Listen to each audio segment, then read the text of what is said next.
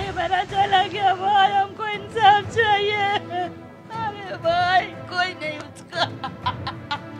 मेरा माँ बहुत मुसीबत से बड़ा किस भाई, मेरा माँ खट खट के पाल पाल के पोसी हम लोग को 3 भाई बहन को भाई।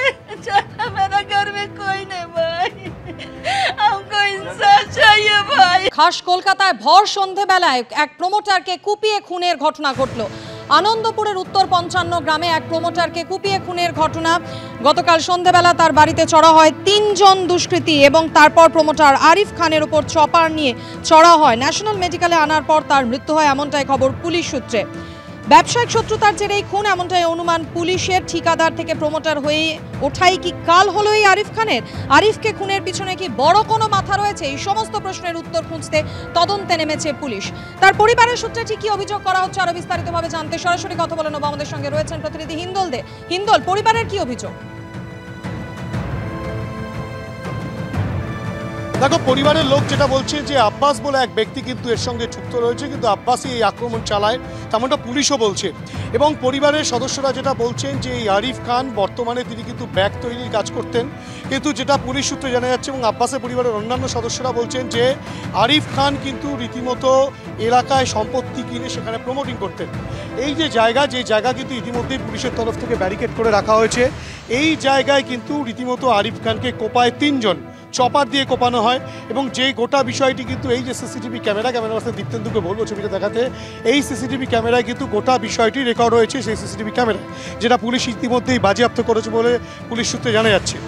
এই যে এখানে কোপানো এবং এখানে কোপানোর পর তাকে এভাবেই ঘায়েল করা হয় যে তারপরে তাকে ন্যাশনাল মেডিকেল কলেজ হাসপাতালে নিয়ে গেলে চিকিৎসকেরা মৃত বলে ঘোষণা করেন।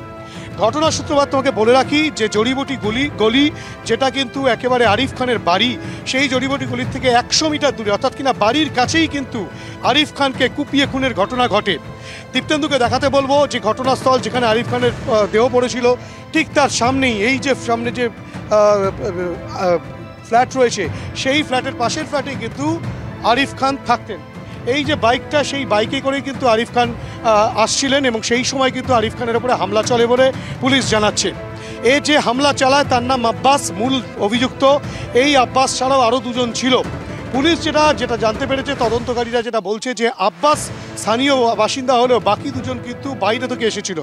কিন্তু এই ঘটনার নেপথ্যে তাহলে কি সেই প্রমোটিং যোগ, অর্থাৎ কিনা প্রমোটিংকে কেন্দ্র করেই কি গণ্ডগোল, এই বিষয়টা পুলিশ খতিয়ে দেখছে। পাশাপাশি পুলিশ আরও যেটা বলছে যে সম্ভবত আব্বাস এই আরিফের থেকে টাকা পেয়ে থাকতে পারে, সেই টাকা সংক্রান্ত বিষয় নিয়েও গণ্ডগোল হয়ে থাকতে পারে, তেমনটাও পুলিশ বলছে। একেবারে সন্ধ্যে 7:30 থেকে 8টার মধ্যে এই ঘটনা ঘটে। এই যে জায়গায় রয়েছি আমরা, Topsia road 36D Topsia road, যেটা কলকাতা পুরসভার 108 নম্বর ওয়ার্ডের অন্তর্গত। সেখানে কিন্তু রীতিমতো চপার দিয়ে একজন ব্যক্তিকে কুপিয়ে খুনের ঘটনা ঘটলো। বাকিরা কিন্তু কোনো রকম প্রতিবাদ করতে পারেননি, কেননা যেভাবে আক্রমণ চলেছিল তাতে কিন্তু স্থানীয় বাসিন্দারা হতবাক। এখানকার বাসিন্দারাই যেটা বলছেন, তারা কিন্তু রীতিমতো আতঙ্কের মধ্যে থাকেন, কেননা এই এলাকায় ভর সন্ধ্যাবেলায় এভাবে প্রমোটারকে কুপিয়ে খুনের ঘটনায় স্বাভাবিকভাবেই আতঙ্কে রয়েছেন স্থানীয় বাসিন্দারা।